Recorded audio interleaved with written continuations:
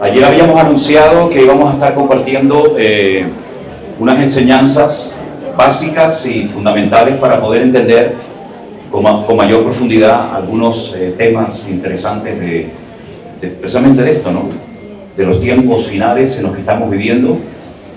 Yo creo que estamos viviendo una época de la historia de la humanidad realmente increíble, donde ya hemos visto cosas que ninguna otra generación de creyentes lograron ver, y esto no ha hecho más que comenzar, ¿no?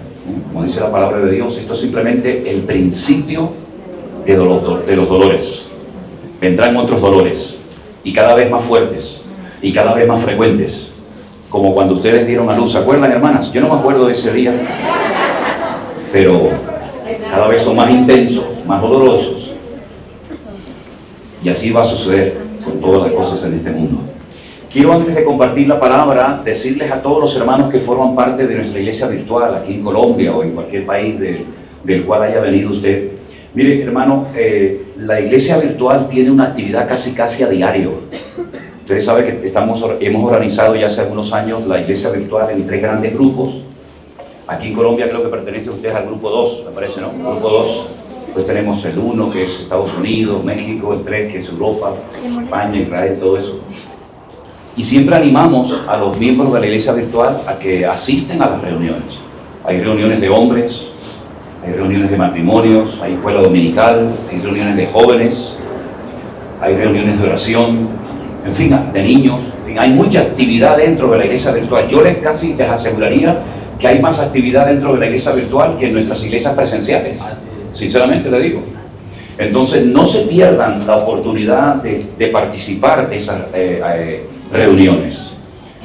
No venga usted de excursión a un congreso, a una reunión como esta, sino que empápese, métase en la realidad de la iglesia virtual. ¿Quién está enfermo? ¿Quién ha muerto? ¿Qué viaje estamos realizando? ¿Dónde está el pastor Alberto? ¿Dónde está Anderson? ¿Cuáles son los próximos proyectos? ¿Cuáles son los problemas que tenemos? Las peticiones de oración, los testimonios, las necesidades. Es decir, no viva ajeno a la realidad del ministerio. Tenemos que tener una visión amplia. Usted tiene que saber cómo está la obra en Tenerife. Me han preguntado mucho por mi hija Miriam y les agradezco muchísimo todas las oraciones que hacen por ella. Ella no está sana, es decir, yo no puedo decir oficialmente, públicamente, mi hija está sana. Mi hija no está sana, mi hija tiene una enfermedad incurable. Mi hija fue diagnosticada en principio con metástasis en el cerebro y me daban 3 meses de vida por ella, y finalmente pues se diagnosticó otra enfermedad que también es mala, pero dentro de lo malo pues esto se está acoplando un poquito. Entonces la cuestión está en que hay que seguir orando por ella. Ella está con un tratamiento carísimo. Creo que el tratamiento cada 6 meses vale como 30.000 euros aproximadamente. Gracias al Señor todavía la medicina en España es totalmente gratuita, todo, medicinas, operaciones, tratamientos, y si no, imagínense ustedes, ¿no? Todos los años, cada 6 meses, ella tiene que estar toda una mañana en un hospital, le tienen que meter por vena una serie de tratamientos, y bueno, gracias a Dios está bien dentro de lo que cabe, ¿no? Pero todas esas cosas que suceden, ¿verdad? Tenemos gente que está en este momento con cáncer terminal dentro de nuestro ministerio. Estamos orando para que ahora en el mes de febrero del año que viene, estoy mandando a nuestro hermano Alberto, que él es el pastor en una isla que se llama Fuerteventura, ¿verdad? Donde tenemos 2 iglesias, una en la capital que se llama el Puerto de Rosario y otra en el sur de la isla que se llama la población Morrojable. Y yo le estoy pidiendo a él que vaya ahora a Estados Unidos 3 meses para atender la obra que tenemos en Orlando y la obra que tenemos también en Miami. Y se van a ir en febrero. Entonces, ¿y qué pasa con la obra que tenemos en Fuerteventura? ¿Quién la va a atender? Bueno, tenemos otro pastor que se llama Rey, que él es de la República Dominicana. Él se ha incorporado a nuestro ministerio no hace mucho tiempo, pero también vamos a tener que ayudarle porque él va a tener que atender 2 iglesias. Recién hemos abierto obra en una ciudad muy importante de España, de donde era mi padre, que se llama Zaragoza. Ahí también hay otro grupo de hermanos. Tenemos gente en Madrid, tenemos gente en Alicante, tenemos gente en Bruselas. Es decir, la necesidad es tremenda, y todo eso ustedes tienen que saberlo, ¿verdad? No solamente, no, mi hija, mi padre, mi marido, mi problema. Está bien, cada uno tenemos nuestras batallas y cada uno tenemos nuestras historias. Imagínense lo que yo tengo en la cabeza. Tenemos que atender todos los días a todos los pastores, a todas las iglesias, a mi familia y tantas cosas. Pero si entre todos repartimos la carga y si entre todos oramos y nos apoyamos los unos a los otros, todo esto mucho más llevadero. Y yo les aseguro que la única razón por la que nosotros aguantamos este ritmo de vida en el que estamos, que es terrorífico, créanme sinceramente, a veces me despierto por la noche y no sé si el baño estaba allí o el baño estaba allá, porque son tantos los cambios, ahora estoy aquí, ahora estoy allá. Hemos estado en Estados Unidos, he dormido en 10 camas diferentes en 15 días, una almohada dura, otra blanda, un colchón grande, a veces unas camas que no te puedes ni mover, de lo pequeñas que son, otras son gigantescas. Estuve en Estados Unidos, tuve 15 días sin ver a mi mujer, aunque dormíamos juntos todas las noches. Los americanos tienen unas camas tan grandes que yo digo, bueno, se me fue, ya la encontraré. Se habrá producido el rapto de la iglesia, yo hacía así, digo, ya nos encontraremos en algún punto del camino. ¿No? Entonces, yo les pido por favor que se involucren, que absorban la realidad de la iglesia virtual. Hay dos Manolo Sierra predicando en esta mañana. Hola, ¿ven? Hay dos. En vez del pastor tenemos a dos, porque hay un hermano que no para de tocar los botoncitos. Entonces, hermanos queridos, vamos a orar en esta mañana. Amén.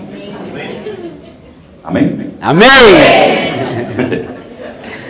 Señor, te damos gracias por esta oportunidad maravillosa que tú nos das en esta mañana de aprender tu palabra. Ayuda. Yo te ruego, Señor, en el nombre de Jesús, que tengamos el corazón y la mente abierta para que tu palabra pueda tocar nuestras vidas y salir de aquí llenos de tu presencia, Señor. Pedimos todo en el nombre de Jesús. Amén. Y amén. Estaba leyendo las preguntas antes de subir aquí y a ver si das con el botón del eco. Él va a aparecer en algún momento. El que busca a ella, dice la Biblia. Entonces, son muy interesantes las preguntas que están en esa caja.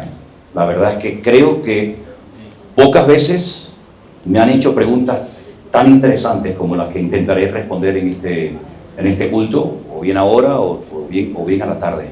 Pero yo les había pedido ayer que ustedes leyeran 2 capítulos del Antiguo Testamento, del famoso libro de Daniel. Y los capítulos eran el capítulo 2 y el capítulo 7. Me voy a quitar el chicle porque ya me trago 2 o 3 chicles en cada culto y entonces ya veo que me estoy estirando. Entonces voy a ponerlo por acá. Ay, sí. Bueno, pues otra vez. Para poder entender muchas cosas de los últimos tiempos, uno tiene que tener una base. ¿Y esa base de dónde la adquirimos? Del Antiguo Testamento. Porque en el Antiguo Testamento se habla de todo lo que va a ocurrir en los últimos tiempos, absolutamente de todo. Con otro lenguaje, utilizando a veces unos símbolos y unos términos diferentes a los que aparecen en el Nuevo Testamento, pero si logramos entender lo que allí se dijo, lo que allí se reveló, vamos a poder disfrutar del libro del Apocalipsis y de las profecías de los últimos tiempos de una manera extraordinaria. Vamos a empezar por el principio, hacemos un poquito de historia, ¿les parece? Cuando el pueblo de Israel entra en la tierra prometida, a lo largo del camino de la peregrinación desde Egipto hasta Canaán, ellos recibieron lo que se conoce como la Torá o la ley, la revelación de Dios para que su pueblo viviera ordenadamente y supieran lo que tenían que hacer y lo que nunca tenían que practicar. Recibieron nada más y nada menos que 613 mandamientos. Ese número 613 lo están recordando permanentemente porque a donde mires, lo que toques, aparece ese número por todas partes. Por ejemplo, por poner un ejemplo, ustedes ya lo saben, cuando tú te comes una granada, esta fruta tan buena, las semillitas, cuando tú abres y te comes una granada en Israel y tú la abres por la mitad, si tienes la paciencia de extraer cada uno de sus granitos, vas a contar 613. Todas tienen 613. No hay ninguna que tenga 500, no, todas tienen 613 granos. Para que ellos recuerden que hay 613 mandamientos que hay que cumplir. Por eso el sumo sacerdote en su vestidura llevaba una campanita, una granada, una campanita y una granada, para que él constantemente tuviera en cuenta que la palabra de Dios es muy amplia, mucho más amplia que los famosos 10 mandamientos. Cuando ellos entran a la tierra prometida, las 12 tribus o las 12 familias, cada una recibió una porción de tierra menos una, la tribu sacerdotal. La tribu de Leví no recibió ningún tipo de tierra, porque ellos tenían que servir al Señor. Entonces vivían de las aportaciones económicas, de los diezmos y de las ofrendas del resto de las naciones. Llegó un momento que el pueblo de Israel entra en una nueva etapa de gobierno y fue lo que llamamos la monarquía. El primer rey de Israel no tenía que haber sido nunca nombrado como rey porque uno de los requisitos que tenía que cumplir el rey de Israel es que tenía que formar parte o ser descendiente de la tribu de Judá. Y él no era de la tribu de Judá. Saúl era de la tribu de Benjamín, pero él fue nombrado rey y fue un auténtico desastre. Llevó el país a la ruina económica, llevó el país a una crisis interna sin precedentes, y el Señor preparó a otro siervo suyo, otro rey, que fue el famoso David, y después de David vino Salomón. Pero cuando Salomón muere, el reino se divide en norte y sur. Por ahí aparece un tal Jeroboam y Roboam, y los dos se enfrentan, la nación entra en una guerra civil, 10 tribus forman un reino, que lo conocemos como el reino del norte, o el reino de Israel, cuya capital va a ser Siquén, y el reino del sur, formado por 2 tribus, que sería la tribu de Judá y la tribu de Benjamín, cuya capital seguiría siendo Jerusalén. Jeroboam no se le ocurre otra cosa más que construir 2 becerros de oro, uno lo pone en Dan y otro lo pone en Betel, para que el pueblo no suba 3 veces al año a Jerusalén para adorar al rey. Las tribus del norte, en el año 721 a.C., fueron atacadas por un imperio llamado el Imperio Asirio. Sacó a las 10 tribus del norte de Israel y nunca más hay registro histórico de que esa gente volvió al país. Se habla hoy en día de las famosas tribus perdidas de Israel, que si están por aquí, que si están por allá. Esas tribus como tal nunca volvieron al país.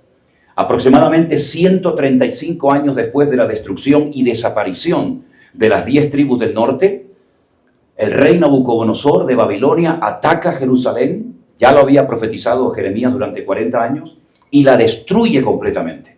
Destruye toda la ciudad, se lleva todos los tesoros del templo, menos el arca de la alianza, a Babilonia, y se lleva a miles de personas cautivas a Babilonia. Dentro de ese grupo gigantesco de cautivos viajó Daniel, que era un jovencito de 15, 16, 18, 19 años, junto con otros muchos jóvenes amigos de él. Cuando llegan a Babilonia, tuvo, entre comillas, la suerte de caer en el palacio del rey Nabucodonosor. El rey Nabucodonosor lo primero que hace es intentar por todos los medios habidos y por haber de desprogramar, de quitar todo contacto con el Dios de Israel de la vida de estos muchachos. Les cambia el nombre. Por ejemplo, Daniel es un nombre muy bonito, viene de la tribu de Dan. Dan significa juzgar, él es Daní, es mi juez, Dios es mi juez. Pero ese nombre desaparece y lo llaman Belsasar, hijo del diablo. Le cambian los nombres, comienzan a darle alimentos que ellos no podían comer según la ley de Moisés. Tienen que aprender una nueva cultura, tienen que aprender una nueva lengua que sería el arameo, y así durante años intentan desprogramarlos, pero dice la Biblia que ellos propusieron en su corazón no contaminarse con nada del rey y lograron mantener su fidelidad y su acercamiento al Señor. Pero este Daniel, sobre todo, fue un instrumento muy utilizado por Dios durante el tiempo que estuvo en Babilonia, que fue hasta que murió, porque él recibía revelaciones, visiones y sueños e interpretación de sueños de otros personajes que tienen mucha relación con lo que nosotros nos va a tocar vivir en estos últimos tiempos. Y por ejemplo, en el capítulo 2, el rey de Babilonia, Nabucodonosor, tiene un sueño y él quiere que se lo interpreten. Pero antes de la interpretación pide algo que era un imposible. Primero cuénteme lo que soñé, para yo saber si realmente me están diciendo la correcta interpretación o se la están inventando. Claro, se asustaron los sátrapas, astrólogos, adivinos de la corte, porque ¿cómo voy a averiguar el sueño que usted tuvo? Dígame el sueño y yo se lo interpreto. Pero él decía, no, primero cuéntame el sueño y después me das la interpretación. Bajo pena de muerte, todos estaban atemorizados, pero dice la Biblia que Daniel pidió tiempo y oró al Señor, y el Señor le reveló el sueño y la interpretación del rey Nabucodonosor. Y usted sabe que lo que soñó el rey Nabucodonosor es que él vio una estatua enorme, gigante, cuya cabeza era de oro, el pecho y los brazos eran de plata, el vientre y los muslos eran de bronce, y las piernas eran de hierro, y algo de barro también entre los dedos de los pies. Y cuando él le cuenta el sueño al rey Nabucodonosor, el rey Nabucodonosor se queda sorprendido, porque efectivamente eso es lo que él había soñado. Pero ¿y eso qué significa? Y entonces ahora viene la interpretación del sueño, y Daniel le dice, la cabeza de oro representa tu imperio. El imperio que en este momento está gobernando sobre las naciones de la tierra. El imperio babilónico, que viene de la palabra Babel, que significa confusión, cuya capital estaba en Nínive, que actualmente ese país sigue existiendo, pero con otro nombre. Porque hay nombres de naciones que hoy en día se siguen llamando exactamente igual que como siempre se llamaron. Por ejemplo, Siria. Siria nunca cambió su nombre, Egipto nunca cambió su nombre, pero Babilonia sí. Babilonia en la actualidad es Irak, pero en aquellos tiempos era Babilonia, donde se intentó construir un figurat, una especie de observatorio, que era la famosa Torre de Babel, y a través de las constelaciones y de otros asuntos, intentaban acercarse a Dios a su manera. Así que la cabeza de oro representa tu imperio, pero quiero que sepas que este imperio en algún momento va a caer, va a desaparecer, y se levantará otro imperio. Y eso es lo que representa la plata, el imperio de los medos persas. Hay dos brazos, luego son dos, los medos y los persas. Los persas hoy en día existen, pero con otro nombre, y es el país de Irán. Los iraníes son los antiguos persas, y los medos son los famosos kurdos, los que viven en parte de Turquía, en parte de Irán, de Siria, etc. Y es el único pueblo del mundo, que son más de 40 millones de habitantes, que no tienen país, no tienen pueblo. Ellos quieren conquistar el Kurdistán. Ellos están en guerra desde toda la vida. Pero ese imperio también iba a caer. Parte de ese imperio también lo conoció Daniel. Pero claro, ya por cuestiones cronológicas yo no podía conocer el tercer imperio. Que por cierto, la Biblia en el Antiguo Testamento no nos cuenta nada del tercer imperio, que es el que representa el bronce, que es el imperio de Grecia, el famoso Alejandro Magno. Pero ese imperio también cayó. Y cuando vamos al Nuevo Testamento nos encontramos al cuarto imperio, nos encontramos allí a los César de Roma, nos encontramos a Poncio Pilato, gobernador de Judea, nos encontramos a los centuriones, etc. Y es el imperio romano. Y esa es la interpretación de esa imagen, y eso es lo que significa. Los cuatro imperios que a lo largo de la historia tendrían algo que ver directamente con un pueblo llamado el pueblo de Israel. Cada uno tiene una estrategia diferente. Uno destruía el templo, el otro lo financiaba para que lo reconstruyeran. Uno no lo destruía, pero lo profanaba, como por ejemplo los griegos. Y cada uno representa diferentes estrategias de cómo Satanás intenta atacar, destruir y neutralizar al pueblo del Señor. Tiempo más tarde, Daniel como profeta ve el mismo sueño, pero desde otro punto de vista. Él se da cuenta de que esos imperios están representados por animales, no por oro, plata, bronce, hierro, sino por animales. Y él dice que ve a un león con alas, y la interpretación de ese animal es Babilonia, por la forma agresiva, por la forma rápida con la que actuaban y atacaban a los enemigos. Pero el Señor le revela a Daniel que el imperio de Babilónico no va a durar eternamente, sino que se va a levantar otro imperio, que es el de los medos persas. Y en esta ocasión aparece un oso que está apoyado sobre una pata, más que de otro, porque uno de los dos era más fuerte que el otro, y son los medos persas. Y después se levantaría un imperio, y él lo ve representado por un leopardo con 4 cabezas. Y cuando él interpreta esas cabezas, te das cuenta de que ese imperio se iba a dividir justamente en 4. Porque Alejandro Magno no dejó descendencia. Alejandro Magno conquistó el mundo, murió cuando intentó conquistar Babilonia, pero cuando él muere, 4 de sus generales, Ptolomeo, Seleuco, Casandro y Silimaco, no les acabo de insultar, sino son los nombres de los generales de Alejandro Magno, ¿verdad?, toman posesión de su territorio. Y nos tenemos que centrar en los seleucidas, en Seleuco, porque a él le tocó la parte de lo que conocemos hoy en día como Israel, antiguamente Canaán. Y el Antiguo Testamento nuestro no habla de los griegos, pero en el siglo XVI la Iglesia Católica le metió 7 libros más a la Biblia. Así que cuando alguien le diga, es que la Biblia de ustedes es diferente a la nuestra, la de los católicos, porque ustedes le han sacado 7 libros a la Biblia. No, señores, es al revés. Nosotros no le hemos sacado ni metido nada a nadie. Fue la Iglesia Católica, ya digo, en el Concilio de Trento, en el siglo XVI, que se atrevió a meterle 7 libros más a la Biblia. Uno de ellos el famoso libro de Tobías, Baruch, los Macabeos, Judith, etcétera, etcétera. Si usted tiene la oportunidad de leer primera y segunda de Macabeos, hágalo lo antes que pueda. Porque ahí se cuenta la relación de los seleucidas, de la parte del imperio griego fraccionado que tuvo que ver con Israel. Y ahí es cuando se produce esa famosa frase que dice la abominación desoladora. Cuando profanan el lugar santísimo, cuando entran con sangre de un animal inmundo, como un cerdo, al lugar santísimo, y ponen una estatua de Júpiter para que los israelitas lo adoren. No destruyen el templo como hicieron los medos persas, como hicieron los babilónicos, y posteriormente los romanos, pero lo profanan. Te dejo adorar, pero adoras a lo que yo te diga, y lo vas a hacer como yo quiera que lo hagas. Y el cuarto imperio, que fue el que más le sorprendió a Daniel, era una bestia, un animal indescriptible, terrible, con una cabeza y con 10 cuernos.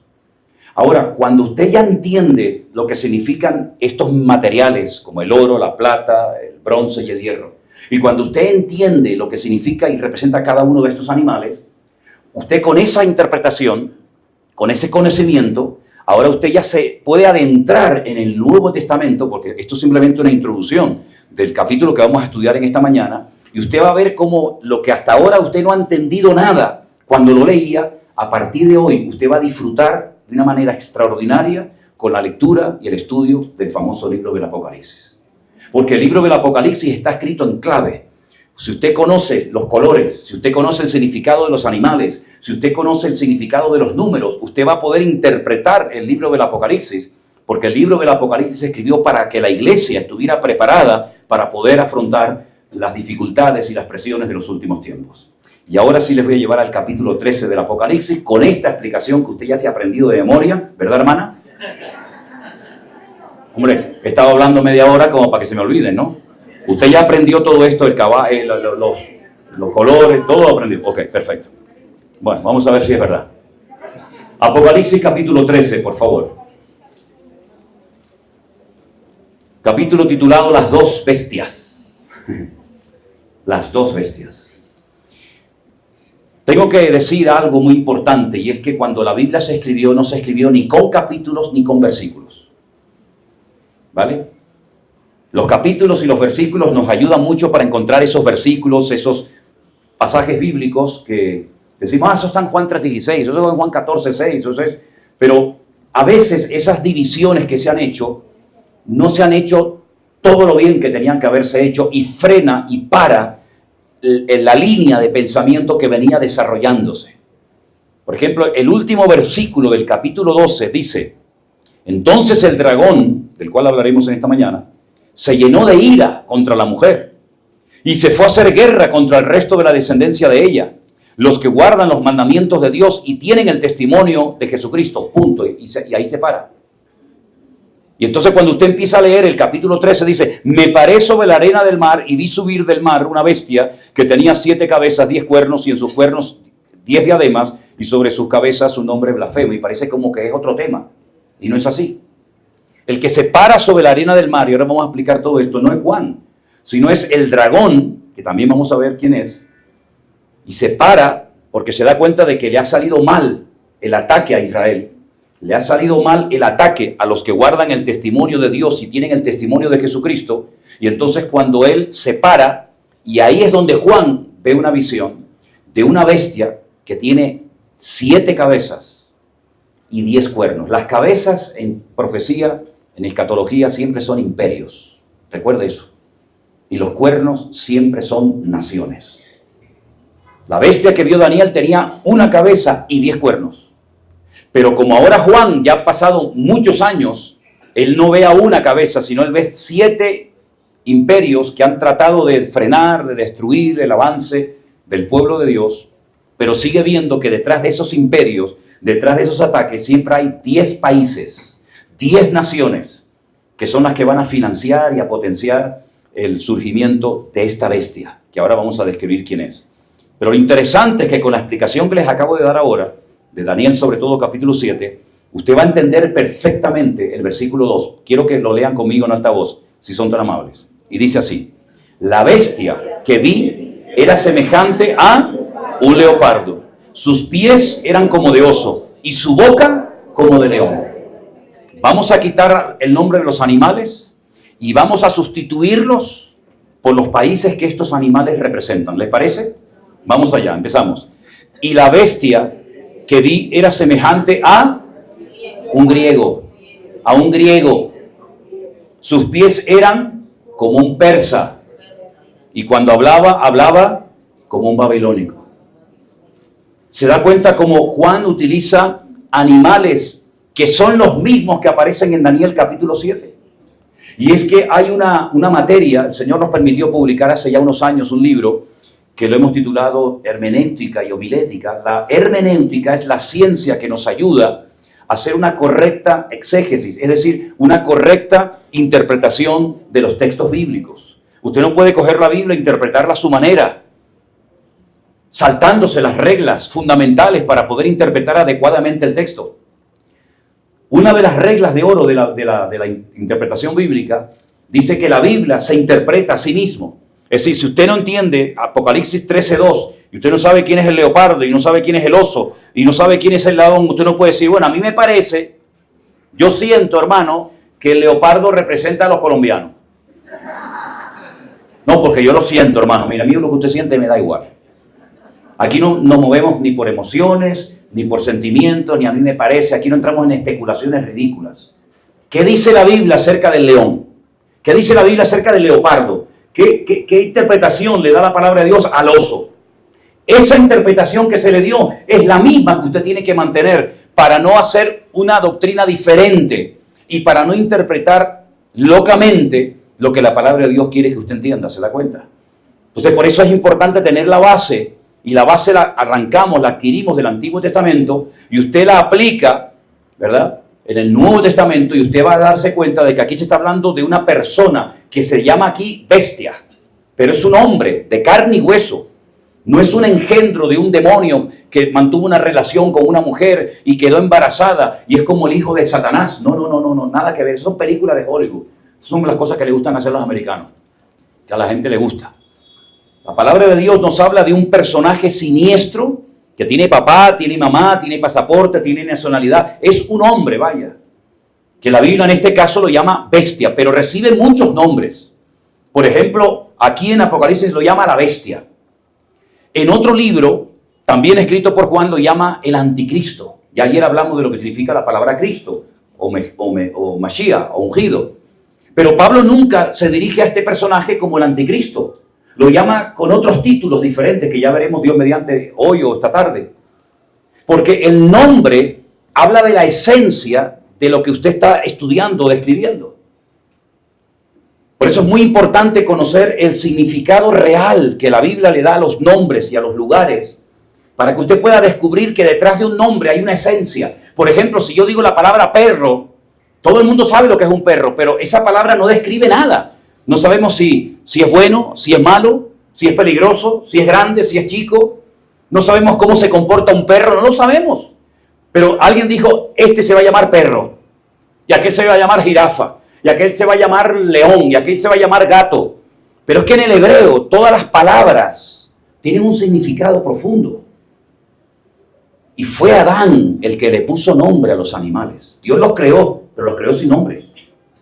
Y Dios le dijo, encárgate de ponerle nombre a todos los animales. Pero ¿y cómo me invento yo un nombre para cada animal cuando hay miles y miles de animales? Incluso había muchos más de los que existen hoy en día, porque muchas especies animales han desaparecido. Entonces Adán, que tenía el reflejo de Dios en su vida, que tenía una percepción y un discernimiento espiritual tremendo que luego se perdió por el pecado, él miraba a un animal y él lo miraba por dentro. Y él sabía cómo es ese animal, su conducta, su comportamiento, su forma de proceder. Y entonces cuando vio al perro, le llamó Keleb, porque juntó dos palabras hebreas, kol, que significa todo, y lev, que significa corazón, y las unió y le llamó Keleb. Este animal es todo corazón. Y si tú le quieres poner a tu hijo un nombre que signifique todo corazón, ¿lo vas a llamar Keleb, que significa perro? No, le cambias una vocal y lo llamas Caleb. Son las mismas letras, pero le cambias una vocal. Y entonces ese niño se llama todo corazón. Pero en vez de llamarlo Keleb, que es para el perro, yo le cambio una vocal, lo llamo Caleb y sigue siendo todo corazón. Pero Caleb es para el hombre, Keleb es para el animal. Y así podríamos ir, no tengo tiempo, pero podríamos ir uno por uno los animales de la Biblia. Y entonces el nombre que le da Adán en hebreo describe al animal, aunque tú no sepas en principio cómo es el animal. Por ejemplo, al león le puso Ari. Ellos no pronuncian la R, Ari. Y Ari significa miedo. Pero le puso el nombre antes de la caída, cuando se podía acariciar y se podía jugar con el león. Y el león no era carnívoro, el león era herbívoro. Allí nadie se mataba. Sin embargo, él sabe que ese animal en algún momento de la historia se va a convertir en un animal peligroso y agresivo. Y por eso él le dijo, este animal se llama miedo, se llama temor. Y vemos en la palabra de Dios que los nombres nos habla acerca del código genético espiritual. Todos tenemos un código genético que lo transmitimos a nuestros hijos. Y cualquier célula, cualquier trocito de piel o de pelo de los hijos nuestros, hablan acerca de quiénes son sus padres. Y se hacen pruebas genéticas, ¿no? Para saber si era mío o no era mío, era del vecino de arriba, o tú sabes de quién era, ¿no? Pero en la Biblia, cuando tú te vas a dar cuenta, todo tiene un significado, todo tiene una razón de ser. Por eso a veces Dios le cambia el nombre a la gente. Porque tu nombre significa una cosa que yo no quiero que seas así. Yo no quiero que tú seas un suplantador, un tramposo, un tipo así que siempre está buscándose la vida, engañando al padre, a la madre, al primo, al otro. Tú eres un Jacob, tú eres un suplantador. Yo no quiero que sigas siendo así. Yo quiero que seas un Israel. Israel es un nombre que se puede estudiar letra a letra y cada letra tiene un significado. Pero las tres primeras significan Yashar. Yashar significa recto, camina recto. Ya has caminado tiempo torcido en tu vida. Pero camina recto delante de ¿quién? Delante de Él. ¿Y Él quién es en la Biblia? Es Dios. Todo lo que termina en Él significa Dios. Aleph, Lamed. Entonces Dios va cambiando el nombre de los lugares, de las personas, para que cuando tú pronuncies ese nombre sepas lo que hay detrás espiritualmente. Por ejemplo, ¿dónde nació Jesús? Jesús nació en un lugar que nosotros lo conocemos como Belén. Hoy no podría venir Jesús al mundo porque Belén es territorio palestino. Y Jesús no era palestino, Jesús era israelita de la tribu de Judá. Pero si usted va a Belén, que yo voy muy poco porque prácticamente hoy en día no hay nada que ver y no es muy sano ir allí, pues es un territorio palestino, pero sigue llamándose Belén. ¿Y Belén de dónde viene? De Bet Lejen. Bet es casa, Lejen es pan. Es que allí nació aquel que dijo, yo soy el pan de vida. Y todo tiene una razón de ser y todo tiene una explicación. Incluso, lamentablemente, los nombres de la Biblia, de los libros, los han cambiado, que es una lástima que tengamos un libro que se llame Lamentaciones. Cuando la Biblia dice que Él ha cambiado nuestro lamento en baile. Entonces, ¿por qué tenemos un libro que se llama Lamentaciones? Como si Dios nos permitiera lamentarnos. Es que no se llama Lamentaciones en la Biblia. Y tenemos un libro que tiene un nombre rarísimo, además como una cosa que extraña, Deuteronomio. ¿A quién se le ocurrió decirle, cómo se llama el niño? Deuteronomio. Pero es que no se llama Deuteronomio en la Biblia. Entonces vemos que todo tiene una razón de ser en la palabra de Dios. Y por eso vemos que el anticristo recibe nombres y recibe títulos para que cuando veamos aparecer en la escena mundial a este personaje siniestro, sepamos reconocerlo. Algunos estarán preguntando, ¿y usted cree que nosotros llegaremos a conocer al anticristo? Yo no sé lo que usted cree. Yo sé lo que yo creo. Y yo sé lo que puedo incluso demostrar con la Biblia. Yo estoy plenamente convencido que lo veremos. Y lo reconoceremos. Además, tenemos que saber reconocerlo. Y después vamos a ver qué podemos o qué debemos de hacer para reconocer a este personaje siniestro. Pero dice la Biblia que es una mezcla de griegos. ¿Cómo eran los griegos? Los griegos eran muy presumidos. Miren lo que hay aquí. Yo no sé dónde estoy ahora mismo, si estoy a la derecha o a la izquierda, pero aquí enfrente hay un gimnasio que pone arriba 24/7, ¿no? Están todo el día ahí, pim, pam, sube, baja, suda, corre. Nuestra iglesia en Tenerife está rodeada de 7 gimnasios. ¿Y quiénes inventaron los deportes? ¿Quiénes inventaron las olimpiadas? Los griegos. Los griegos eran presumidos, les gustaba la apariencia, pero también eran filósofos. Séneca, Platón, Aristóteles. ¿De dónde viene toda esa cultura de la filosofía? De los griegos. Eran hedonistas, le daban culto al cuerpo. Eran de una promiscuidad sexual terrible. Usted cuando ve, por ejemplo, las figuras, las pinturas de los griegos, los mosaicos en el suelo, usted ve que tenían relaciones con animales, con perros, con niños, con mujeres, con elefantes, con todo. Todo estaba bien, como está pasando hoy en día. Que todo vale, todo está permitido y no lo critiques porque sabe Dios lo que te pueden hacer. Así eran los griegos, así va a ser el anticristo. Un pervertido. Pero una persona con un carisma, con una capacidad de atracción espectacular. Pero también dice la Biblia que eran religiosos. ¿Se acuerdan cuando Pablo fue a Grecia, al Areópago? Dice que daba vueltas por la ciudad de Atenas y entonces por la noche les dijo, ustedes son gente muy religiosa, adoran todo. ¿Cuántos dioses tenían los griegos? Madre mía, tenían a Mamón. ¿Saben quién era el Mamón? El dios del dinero. A Baco, el dios del vino. A Ceres, el de la cosecha. Tenían un montón de dioses. Y la mitología griega es para volverte loco. Todos se peleaban. Nuestro continente se llama Europa. Europa es una muchacha que la raptan, se la llevan a una isla, la violan. Nuestra moneda se llama el euro. Todo una connotación espiritual brutal. Y los griegos eran así, presumidos, tenían tendencia al tema de la filosofía y también, sobre todo, una promiscuidad sexual sin precedentes. Y eran muy religiosos. Y el Señor, a través de Pablo, le dice, hoy vi una columna que ponía al Dios no conocido. Hasta los que no conocían lo adoraban por si acaso. Yo les vengo a hablar del Dios no conocido. Y les habló del Señor. Algo realmente increíble. El anticristo va a ser así. Y hay un dato que nos da Daniel, porque la Biblia nos da muchos datos acerca de este hombre. Dice que del amor de las mujeres no hará caso.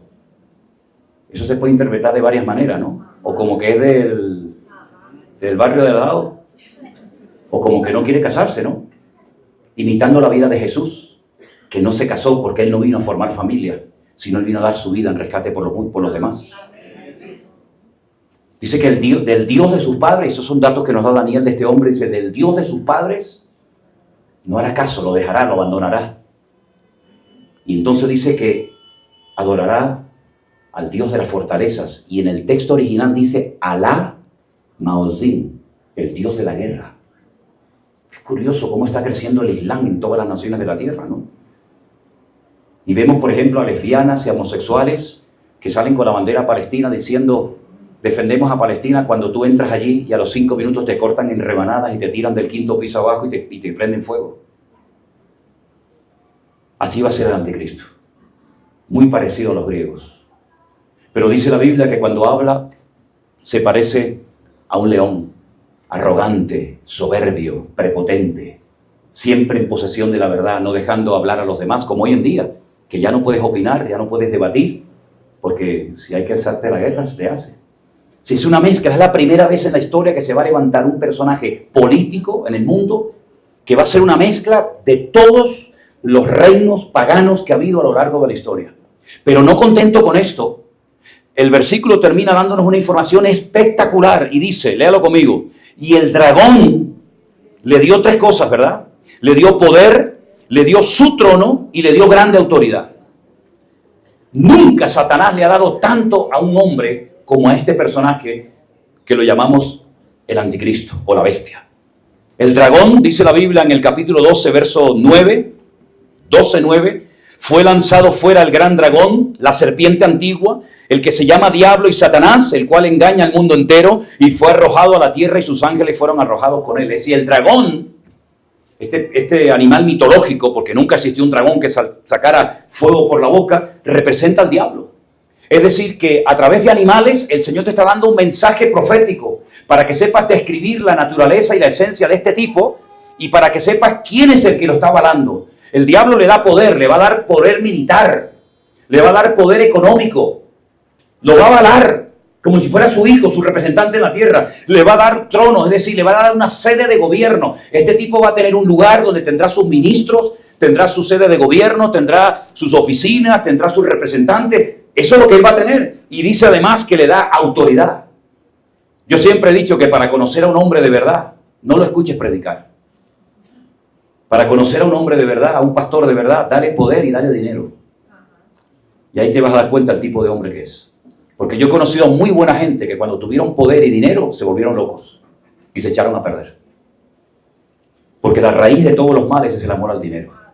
Y Satanás le va a dar una capacidad a este hombre militar y económica sin precedentes. Y repito, el anticristo no es un engendro de un diablo con una mujer, sino que es un personaje político que durante un tiempo, la Biblia dice cuánto tiempo, va a estar gobernando y teniendo una influencia mundial sobre el mundo entero. Nunca antes se había oído tanto la expresión nuevo orden mundial como desde el tiempo de la pandemia a esta parte. De hecho, yo ni sabía que cuando la gente me escribía en los tiempos de la pandemia y yo les preguntaba que cómo habían entrado en contacto con nosotros, me decían que habían oído y habían visto un mensaje que yo había dado hacía 5 o 6 años atrás, que lo titulé en su momento el nuevo orden mundial. Y es que está creándose ya un nuevo orden mundial, en todo, en la economía, en la religión, en las iglesias, en la política. El mundo está cambiando de una forma tremenda y más que va a cambiar. Y sigue diciendo la palabra de Dios, y vi a una de sus cabezas como herida de muerte, Pero su herida mortal fue sanada y se maravilló toda la tierra en pos de ella. La Biblia da a entender como que este personaje habrá un momento en su mandato político que van a hacerle un atentado y va a correrse la noticia de que lo han matado. Pero dice la Biblia que su herida fue sanada y toda la tierra se maravilló y entonces adoraron al dragón. ¿Quién era el dragón? El diablo, que era el que le había dado autoridad a la bestia, y adoraron a la bestia diciendo: ¿quién como la bestia y quién podrá luchar contra ella? También se le dio boca que hablaba grandes cosas y blasfemias, y se le dio autoridad para actuar 42 meses. ¿Cuántos son 42 meses? 3 años y medio. La Biblia nos habla de que el desarrollo del libro del Apocalipsis, salvo los primeros capítulos, que son mensajes a iglesias locales que en aquel momento existían. Nosotros, por ejemplo, ahora el año que viene, en el mes de mayo, hemos organizado un viaje con un grupo de hermanos que vamos a recorrer en Turquía las 7 iglesias que habla el libro del Apocalipsis, que hoy en día no existe ninguna de ellas. Porque antiguamente ese país, donde estaban las famosas 7 iglesias del Apocalipsis, Esmirna, Tiatira, Laodicea, Pérgamo, etc., era un bastión del cristianismo tremendo. Pero hoy en día todo ese lugar es musulmán. Y ya estamos hablando de Turquía. Bueno, pues la palabra de Dios nos enseña que este personaje siniestro durante 42 meses tendrá como carta blanca para hacer lo que quiera. Pero el desarrollo total del libro del Apocalipsis se lleva a cabo en 7 años. Y ahora quédese con este dato que a usted le va a ayudar muchísimo para saber dónde estamos en este momento. Ah, por cierto, ¿se acuerdan lo que les dije anoche? Hermanos, les dije, tranquilos, que esta noche no va a venir el Señor. ¿Me equivoqué? No. ¿Seguimos aquí? Sí. Ah, pues déjeme que les diga otra cosa. Hoy tampoco va a venir el Señor. Bueno, si al final nos fuimos, pues allá arriba cuando nos encontremos me dicen: oiga, usted nos engañó. Pero hoy tampoco va a venir el Señor. Porque el libro de Apocalipsis nos enseña a saber ubicarnos en el tiempo. Y a saber si queda poco, si queda mucho, si se han cumplido estas cosas o no se han cumplido todavía algunas de ellas. El libro del Apocalipsis se desarrolla en un periodo de 7 años, que están perfectamente divididos en 2 grandes grupos: 3 años y medio por un lado y 3 años y medio por otro lado. O esos 3 años y medio, a veces hay gente que los llama 42 meses. Hay otros personajes que lo llaman 1260 días. Y hay otros personajes que hablan de tiempo, tiempos y la mitad de un tiempo. Es lo mismo, pero desde diferentes puntos de vista o diferentes formas de decir exactamente lo mismo. Ahora, cuando usted coge el libro del Apocalipsis, usted se va a dar cuenta que hay un momento en el que la Biblia habla de 7 sellos. En la época de la Biblia no habían libros. Los libros se comenzaron a imprimir en la imprenta de Gutenberg, ¿verdad? Y no existían libros, pero existían pergaminos. Y para que la gente no leyera el contenido del rollo, del pergamino, lo lacraban, lo sellaban con cera. Y cuando usted rompía el sello para poder leer su contenido, ese acto, ese proceso de romper el sello y de abrirlo, se llamaba en griego revelación. Voy a revelar, voy a contar el contenido del libro o del pergamino. Entonces Juan dice que tiene una visión en la isla de Patmos, en el mar Adriático, ahí en Europa, donde él ve un rollo que no tiene 1 ni 2, sino 7 sellos lacrados, ¿verdad? 7 sellos que impiden leer el contenido, hasta que finalmente el Señor lo abre y le dice: yo te voy a contar lo que dice allá adentro. Y entonces habla de caballos blancos, negros, amarillos, rojos, caballos como que van cambiando de color, que parece más que un caballo un camaleón, ¿no? Y todo eso tiene una razón de ser y todo tiene una explicación. Y la gran tribulación comienza con el caballo blanco de un tipo que lo monta con un arco pero que no tiene flecha. Entonces ya me dirás tú a mí, ¿para qué sirve un arco sin una flecha? No sirve para nada. Pero es como la forma, entre comillas, pacífica, diplomática, como se va a dar a conocer este personaje al mundo. De hecho, su eslogan de campaña, usted sabe que cuando un político se va a presentar a la presidencia o a cualquier cargo de la república o del país, siempre en el póster, en el afiche donde sale, pues siempre hay como un eslogan, ¿no? No sé qué es lo que ponen aquí. Nosotros tenemos ahí, por ejemplo, Centro Evangélico Villanueva, Bogotá, Colombia, entendidos en los tiempos. El anticristo, cuando se presente, su eslogan de campaña va a ser paz y seguridad. Si tenemos en ese momento paz y seguridad, este señor a nosotros no nos sirve, ni lo necesitamos para nada. ¿Por qué viene ofreciendo paz y seguridad? Porque cuando Él se presente, el mundo será un auténtico caos. Y no habrá seguridad, Y si no hay seguridad, ¿cómo vamos a tener paz? Tenemos paz cuando nos sentimos seguros en todos los aspectos de la vida, ¿sí o no? Por lo tanto, ese es el lema de campaña del anticristo. Entonces, él se presenta, durante 3 años y medio está ganándose la confianza de las Naciones Unidas, de la ONU, de la Comunidad Económica Europea, de los palestinos, de los judíos, por aquí, por allá. Le permitirá, después de 2000 años de espera, a los judíos reconstruir su templo en Jerusalén, que no existe templo en Jerusalén. Hubieron 2 templos, el primero fue destruido ¿por quién? Por Nabucodonosor. Y el segundo, por los romanos, en el año 70 después de Cristo. Y por eso hay miles y miles y millones de judíos que van vestidos de negro, porque están de luto, porque ellos están orando y clamando para que algún día en el monte Moriah, donde estuvo el templo de Jerusalén, vuelvan otra vez a tener su templo. Y vuelvan otra vez con el rollo de los sacrificios, etcétera, etcétera. Y el anticristo le va a permitir al pueblo de Israel reconstruir su tercer templo. ¿Pero cómo? Si allí arriba están los árabes. Si la esplanada de las mezquitas, donde está el domo de la roca, y al lado de la mezquita de Al-Aqsa, donde están los mártires de Al-Aqsa, los hombres bomba, que se preparan para actuar en cualquier momento, ¿cómo le van a permitir a esa gente subir a los judíos a construir su templo? Bueno, lo que es imposible para los hombres, el Señor lo va a permitir por algún motivo, ¿no? Y ese templo va a ser reconstruido en la primera parte de la gran tribulación. Y nosotros sabemos, antes de que lo construyan, lo que le va a pasar a ese templo. Porque toda esa información nos la da la Biblia, porque la Biblia es el periódico de mañana. ¿Cuántos dicen amén? Amén. Por eso dice la Biblia que a nosotros estas cosas no nos van a sorprender como ladrón en la noche. ¿A quién sorprende el ladrón? Al que está dormido, al que está distraído, al que no puso la alarma, al que no cerró bien la puerta. Pero al que está velando y orando, no le va a sorprender, porque para el mundo vendrá como ladrón en la noche, pero para nosotros vendrá como Rey de Reyes y Señor de los Señores. ¿Cuántos dicen amén? Amén, así es. Así que mi hermano, empieza la gran tribulación, empiezan los sellos. Si usted lee lo que pasa cuando se abre el primer sello, ahí está en la Biblia, solamente es cuestión de leerlo. Y el segundo, el tercero, la hiperinflación mundial. Para ponerle un ejemplo, dice la Biblia que en esos tiempos, que están cerca, no están muy lejos, una barra de pan, por cierto, hay una panadería aquí enfrente que tiene unos panes, hermano. Yo cada vez que paso se me cae la baba. Porque yo soy muy panero, me gusta. Ahora no me empiecen a regalar panes, porque ya sé que cuando digo algo empiezan y me van a llenar la habitación de panes. No se preocupen, tranquilo. Una barra de pan tendrá que trabajar un hombre todo un día para poder comprarla. Eso en términos modernos es una hiperinflación galopante terrible. Bueno, los argentinos son expertos en esto, ¿no? Pero trabajar yo todo un día, 10, 8, 9, 12 horas, para al final del día poder comprarme solamente una barra de pan para poder llevar a mi familia. Eso es lo que dice la Biblia. Por eso estos que te predican de que el mundo se va a mejorar, de que todo vamos a hacer, no olvídense de eso, eso es mentira, eso es un cuento chino. Esto va al garete, esto está, hermano, a punto de saltar por los aires. Todo está como dormido, como con algodones. La palabra de Dios dice que habrá guerras y rumores de guerra, lo leímos anoche en Mateo 24, habrá terremotos, habrá pestes, y habrá tantas catástrofes al mismo tiempo en tantos lugares. Por cierto, anoche hubo un terremoto de 7,5 en Filipinas. Vete tú a saber si nos cae alguna breva de estas a nosotros mientras estamos aquí predicando en estos días, yo qué sé. Pero lo que está bien claro es que la tierra nos está dando señales.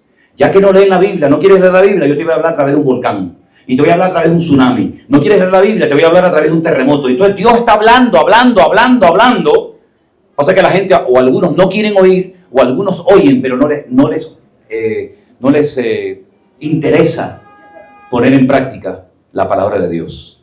Terminan los 7 sellos, 7 catástrofes terribles, y empiezan las 7 trompetas. Todo eso en los primeros 3 años y medio. Primera trompeta, ¿qué pasa en la primera trompeta? Léalo en la Biblia, ahí está. Segunda trompeta, tercera trompeta, y entonces resulta, quiero que vengan conmigo un segundito. Primera de Corintios capítulo 15. Pablo fundó esta iglesia, estuvo en ella un año aproximadamente, y le escribe una carta, y en el capítulo 15, vamos a leer en esta mañana unos versículos impresionantes, espectaculares. Capítulo 15, versos 51 y 52, donde Pablo dice lo siguiente. Repito, Primera de Corintios 15, para los que estén tomando nota, versículos 51 y 52. He aquí os digo un misterio. Definamos la palabra misterio. Misterio es un secreto no revelado anteriormente. Es decir, te voy a contar un secreto. No te lo contó ni Daniel, ni Malaquías, ni Sofonía, ni nadie. Yo te voy a revelar un secreto. Te voy a contar algo que nunca nadie te ha escrito o te ha dicho. No todos vamos a morir, ¿eh? Así lo dice clarito Pablo. No todos vamos a dormir, pero todos seremos transformados. La palabra transformado en griego es la palabra metamorfosis. Es el proceso de pasar de gusano a mariposa. Es decir, nuestro cuerpo que tenemos ahora, por muy bonita que tú te creas, tú eres un gusano, eso no vale para nada. El cuerpo bonito es el que vamos a tener después. Lo de ahora, eso es barro, eso no vale para nada. Por mucho que te operes, te quites de aquí y te pongas de allá, eso no vale para nada. ¿Ok? Todos seremos transformados. Dice aquí, en un momento y en un abrir y cerrar de ojos. ¿Pero cuándo? ¿Cuándo va a ser esto? A la final. A la final. Porque se tocará la trompeta y los muertos en Cristo resucitarán incorruptibles. Y nosotros seremos transformados. ¿Cuándo se produce esta resurrección? ¿Y cuándo se produce esta transformación? Yo te lo estoy diciendo. A la final trompeta. Buena pregunta es, ¿cuántas trompetas hay? 7. Entonces usted va al libro de Apocalipsis y empieza a pasar 1 año, 1 año y medio, 2 años. Entonces van los sellos, 1 trompeta, 2 trompetas, 4. A la 7ª trompeta se produce este acontecimiento que acabamos de leer en esta mañana. Sí, pero el pastor, a mí me enseñaron que nosotros los cristianos no íbamos a estar en todo este lío de tribulación y de anticristo, sino que nosotros nos íbamos a ser arrebatados antes de todo esto. A mí también me lo enseñaron y lo prediqué, porque yo me convertí en las asambleas de Dios. Y las asambleas de Dios enseñan, como muchas denominaciones, que la iglesia no pasará por ningún periodo de la gran tribulación. Pero ¿saben cuál es el problema de esta postura teológica, denominacional? Que no la pueden demostrar con la Biblia. ¿Qué dice? No, es que yo sé lo que le estoy diciendo. El único versículo que nos enseñaron en la escuela bíblica para rebatir esto era: Dios no nos ha puesto para ira, sino para alcanzar salvación. Y por ahí un día se me ocurrió preguntarle a uno de los grandes maestros de escatología de la Asamblea de Dios, bueno, ¿y a qué tipo de ira el Señor nos dice que no vamos a experimentar? Y no entendía la pregunta. ¿Cómo que a qué tipo de ira? Es que hay varios tipos de ira en el Apocalipsis. Y me dijo abiertamente: yo no sé lo que me estás preguntando. Digo, no, y este es el que entiende, madre mía, ¿por cómo será el que no entiende? El Apocalipsis nos habla de la ira del Cordero, que es la ira de Dios. Nos habla de la ira del dragón, que es el diablo. Y nos habla de la ira de las naciones. Y yo le pregunto a usted nuevamente, ¿de qué ira estamos exentos los cristianos? Porque si la Biblia dice, que es verdad que lo dice, Dios no nos ha puesto para ira, sino para alcanzar salvación, mi pregunta es, ¿a qué ira el Señor me ha prometido protegerme? ¿De la ira de las naciones? No me diga. La semana pasada mataron a 50 hermanos nuestros quemados vivos en una iglesia en el Congo, ¿eh? En lo que va de año han matado a más de 70,000 cristianos en Nigeria. ¿Estamos exentos de la ira de las naciones? No me diga. Vaya usted a repartir Biblias a Irán ahora mismo. Vaya usted al país que tengo yo a 100 kilómetros de mi casa, como es Marruecos. Póngase en una plaza pública a predicar el evangelio. Si no lo cortan a cachos, es de milagro. Váyase usted a muchas partes del mundo, Arabia Saudita, Kuwait, a Doha. Váyase a esos lugares diciendo que usted es un predicador. Usted no está exento de la ira de las naciones. Las naciones nos han masacrado y perseguido durante los últimos 2000 años, mi hermano. Desde el siglo I hasta el día de hoy, los cristianos hemos sido odiados, perseguidos, maltratados, torturados por la causa del evangelio.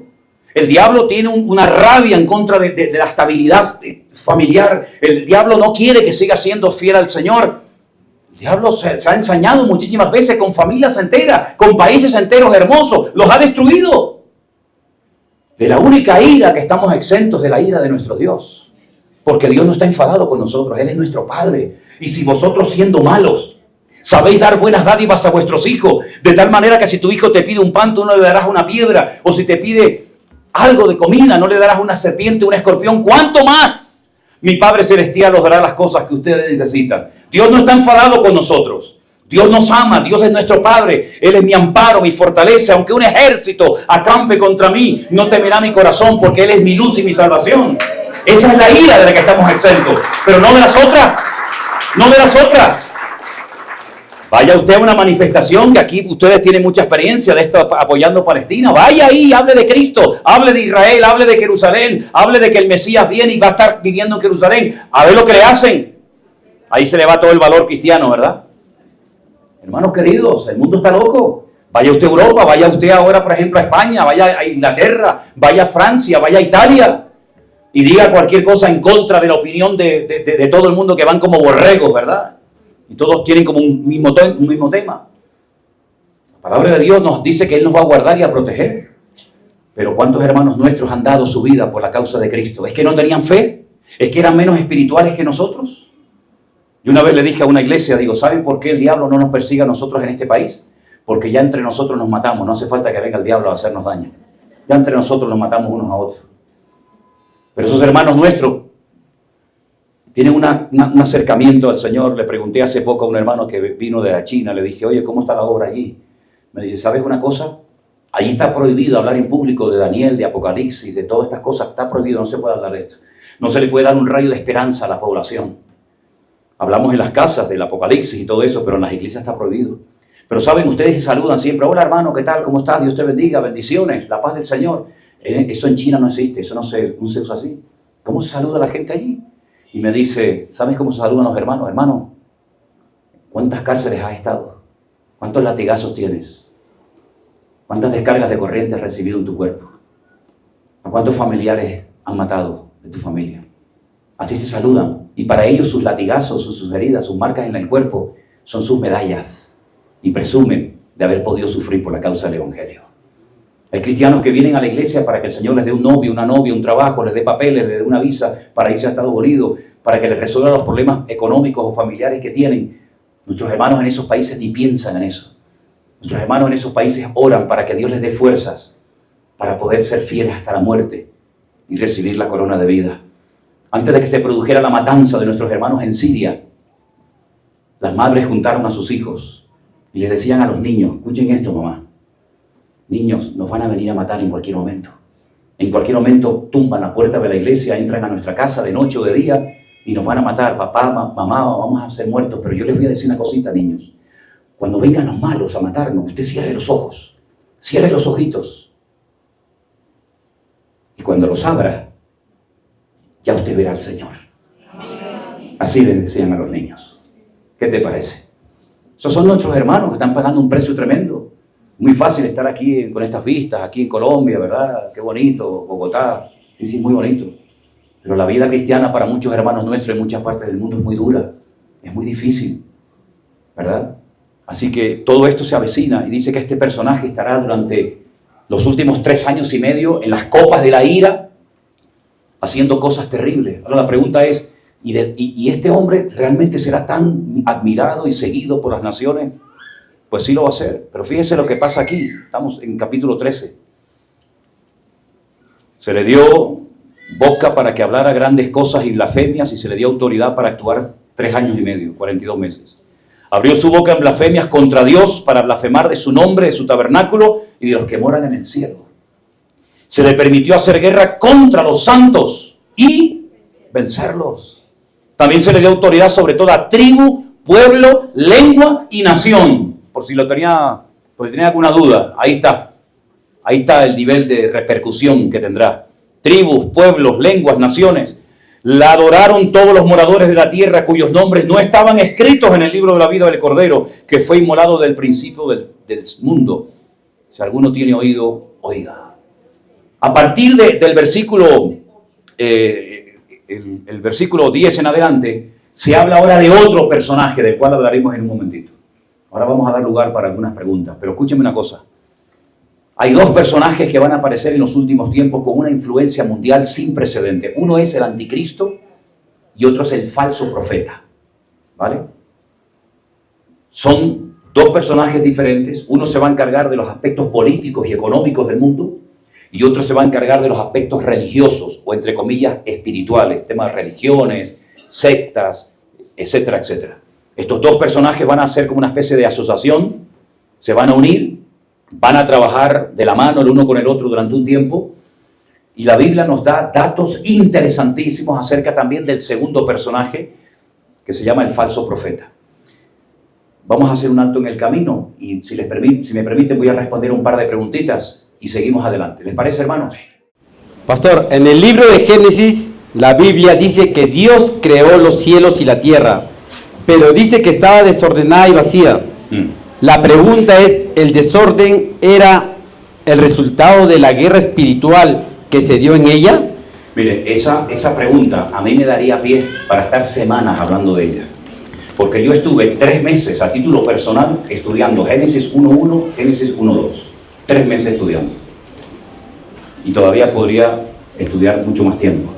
Porque una de las particularidades o características del idioma bíblico, del hebreo, es que hay palabras que usted las puede estudiar de derecha a izquierda con un significado y de izquierda a derecha con otro significado completamente diferente.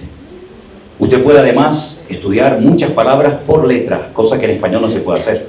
Si yo le digo, vamos a estudiar la palabra casa, vamos a hacer un estudio de la letra C. ¿Qué digo de la letra C? Que es así, ¿no? ¿Qué le digo? Sin embargo, en hebreo se pueden estudiar muchas palabras y muchos temas letra a letra, lo cual nos haría falta 10.000 vidas para poder terminar de leer un capítulo y estudiarlo en profundidad, imagínense, ¿no? Cuando la Biblia dice que Dios en un principio creó, fíjense, el texto en hebreo dice, escúchenlo, Bereshit bara Elohim et hashamayim vet haaretz. Bereshit bara Elohim. El primer nombre que aparece en la Biblia que hace referencia a la creación es Elohim. Nosotros tenemos un idioma que es una bomba lo que tenemos en nuestras manos. Yo lo estaba pensando en estos días aquí en la habitación en Colombia y decía, Dios mío, no somos conscientes del poder que tiene nuestro idioma. Podemos ir desde los Estados Unidos, que hay millones de gente que habla español, pasando por todo Centroamérica, hasta Ushuaia, hasta la Patagonia, y hablarle y evangelizarle, y que nos van a entender millones y millones de personas sin necesidad de cambiar de lengua. Es un poder extraordinario de evangelización que no somos conscientes del poder que nos da tener esta lengua. Pero nuestro idioma, que tiene pues mucha capacidad de poder alcanzar a millones de personas, no tiene la profundidad que tiene el texto bíblico. Porque si usted se da cuenta, por ejemplo, nosotros para pasar una palabra de singular a plural, simplemente añadiéndole una S, ya la hemos convertido en plural. Yo tengo una casa, pero tengo varias casas, le añado una S y ya está. O tengo un hijo, o tengo hijos, con una letra ya convirtió del singular al plural. Pero en hebreo hay plurales masculinos y plurales femeninos. El plural femenino termina siempre en ot, y el plural masculino siempre termina en in. Es una letra chiquitita que se llama la letra yod y una letra que se llama lamen. Todo lo que termina en in es masculino plural. Entonces, escuche el versículo, Bereshit bara Elohim, es decir, la traducción literal de ese primer nombre que aparece, que se le usa para mencionar a Dios, está en términos masculino plural. Es decir, que si hubiéramos traducido literalmente, que no se puede porque sería una locura, si se hubiera traducido literalmente el Génesis 1.1, diría, en el principio creó dioses. ¿Cómo que dioses? Si hay solamente un Dios. Pero es que es un término que se conoce como término polivalente. Es decir, usted lo puede emplear para Dios o para dioses. Por ejemplo, los famosos 10 mandamientos que dicen, no tendrás dioses. Lo yiyeh leja Elohim al panay. No tendrás dioses. Y sale Elohim. Pero Elohim también sale en Génesis 1.1. Entonces, ¿en qué quedamos? Es que depende de lo que usted quiera hablar, lo puede utilizar para dioses, idolatría, o lo puede utilizar para Dios. Fíjense que Dios creó los cielos en singular, en plural, y la tierra en singular. Pero la palabra cielos en hebreo es hashamayim. ¿Y qué es hashamayim? Ha es el artículo. ¿Y hashamayim qué es? Agua, fuego. Entonces fíjate, más difícil todavía. En el principio creó Dios, o dioses, perdón, sí, efectivamente. En el principio creó dioses, agua y fuego. Pero nosotros lo hemos traducido por cielos. Ah, no, pero espérate un momento. Para que haya fuego, tiene que haber oxígeno. Porque si no hay oxígeno, el fuego se apaga. Y la composición química del agua, ¿cuál es? H2O, oxígeno e hidrógeno. Entonces Dios me está diciendo que Él creó los elementos químicos. Y esos elementos químicos están en una cantidad exacta y perfecta Y cuando hay obediencia cae lluvia, agua del cielo, y cuando hay desobediencia cae fuego del cielo y destruye las cosechas. Entonces, ese desorden que se produce, la primera vez que se tradujo, el cura español de Sevilla, que tradujo la primera vez del hebreo al castellano antiguo, la Biblia, él no tradujo el versículo diciendo desordenada y vacía, porque eso es una incongruencia total y absoluta. Si usted se para a pensar, ¿cómo va a estar desordenada si está vacía? Si entráramos a este salón en esta mañana y no hay nada, ni sillas, ni púlpito, ni guitarra, ni nada, está vacío, la pregunta es, ¿está ordenado o está desordenado? Está vacío, hermano. Pero entonces, ¿cómo dice su Biblia que la tierra estaba vacía y desordenada? ¿Pero cómo está desordenada? Es que no dice eso en el hebreo. Dice tohu babohu. Y son palabras que no tienen una traducción literal al castellano. Entonces, ¿qué hizo el cura español cuando tradujo la Biblia? Dijo, la tierra estaba desadornada, sin adornos. ¿Cuáles son los adornos? El sol, la luna, los pajaritos, ¿verdad? Sin adornos y vacía, que es otra cosa completamente diferente. Entonces, es un capítulo muy profundo, ¿verdad? Mira, ahora hay obediencia, estamos cantando y alabando a Dios, que hay lluvia del cielo. Si nos portáramos mal, caería fuego. Entonces, es un pasaje muy interesante, pero ese desorden, ese caos, no era en toda la tierra, sino era en la faz del abismo. La palabra faz es cara, es como las dos caras de la moneda. En una parte de la tierra había caos y desorden, y en otra parte había orden donde se movía el Espíritu de Dios, porque Dios es un Dios de orden. ¿Amén? Bueno, vamos a avanzar porque si no es muy largo esto. Dime. Siguiente pregunta. La paz entre Gaza e Israel de Trump, ¿es la paz que nos habla la Biblia? ¿Ha empezado el tiempo de la tribulación? La tribulación no ha empezado porque la tribulación empieza cuando se desata el primer sello de Apocalipsis capítulo 6, que lo hemos dicho en esta mañana recién. Esta es una paz que va a durar nada. Esto volverá en poco tiempo, si no son días, serán semanas, serán meses. Esto volverá otra vez a lo mismo. Nunca, jamás habrá paz entre Palestina o los palestinos y los judíos, jamás. El único que puede traer una paz duradera es el Señor Jesucristo. Esto es simplemente un papel que se ha firmado porque hay una presión social muy, muy fuerte en Israel en este momento por parte de familiares que están totalmente destrozados porque llevan muchos de ellos 2 años sin saber nada de sus nietos, de sus hijos, de sus novios, de sus novias, y han tenido que firmar este acuerdo de paz porque quieren sacar a los rehenes, pero después van a volver otra vez a lo mismo. Esto no tiene nada que ver con la paz que va a ofrecer el anticristo en los últimos tiempos. Yo no creo en esta paz. Esto es simplemente un negocio que se ha hecho temporalmente y que va a durar muy poco tiempo, y ustedes van a ver que otra vez misiles, otra vez cohetes, otra vez invaden, esto va a ser el cuento de nunca acabar. Solamente el Señor lo puede arreglar, así de claro. Estas 2 preguntas de la hermana María Isabel y Edith. Dice la primera, tengo entendido que en el milenio habrá pecado. ¿La iglesia pecará? No, la iglesia no va a pecar, porque la iglesia cuando esté en el milenio es lo que al final de la gran tribulación se produce el milenio, que es el gobierno de Cristo desde la ciudad de Jerusalén, de la cual si quieren después hablamos un poco, y la iglesia no va a estar pecando. La iglesia cuando sea arrebatada y esté con el Señor ya no va a haber ningún tipo de pecado, ni mucho menos. Lo que sí van a haber son millones y millones de inconversos que salieron con vida de la batalla de Armagedón y de la gran tribulación y van a entrar en el milenio. Satanás va a estar atado durante 1000 años, y ese es el motivo por el que no peca. Pero en el momento en el que Satanás es suelto, la Biblia dice que otra vez quieren intentar hacer otra vez la guerra contra el Señor y contra su pueblo, ¿no? Pero la iglesia no va a pecar una vez que sea arrebatada por el Señor. De hecho, la iglesia no tiene por qué estar pecando tampoco ahora. No tenemos que esperar al milenio para no pecar. La Biblia dice que el que practica el pecado no ha conocido al Señor. Podemos pecar esporádicamente sin querer, pero el que practica el pecado llamándose cristiano, ese no es cristiano ni nada. La siguiente pregunta, Una más. Okay. Venga. La siguiente pregunta era, cuando la iglesia sea arrebatada, ¿el Espíritu Santo se va? No, para nada. La iglesia no tiene el monopolio del Espíritu Santo. El Espíritu Santo estaba en el mundo mucho antes de que existiera la iglesia, mucho antes de que existiera Adán y Eva. De hecho, lo dice Génesis 1:1, ¿no? En el principio creó Dios los cielos y la tierra estaba desordenada así, el Espíritu de Jehová se movía sobre la faz de las aguas. Ahí no había iglesia, ahí no había Israel, ahí no había nada, porque el Espíritu de Dios, ¿quién es? Es Dios. Pero ¿cómo Dios se va a ir cuando la iglesia se vaya? Como si la iglesia fuera el recipiente, ¿no? La caja que reserva Dios. En ningún momento. Eso me enseñaron a mí, por cierto, cuando estaba en esa denominación, que cuando la iglesia se vaya, se va el Espíritu Santo, pero no lo pueden demostrar bíblicamente. Y yo soy una persona que insisto muchísimo en decir que toda declaración, toda enseñanza que se dé desde un púlpito tiene que ir sí o sí avalada y respaldada por la Escritura. Yo no puedo venir aquí arriba y decir una serie de tonterías porque soy el pastor José Manuel Sierra y todo el mundo amén. No, nosotros no nos movemos de esa manera.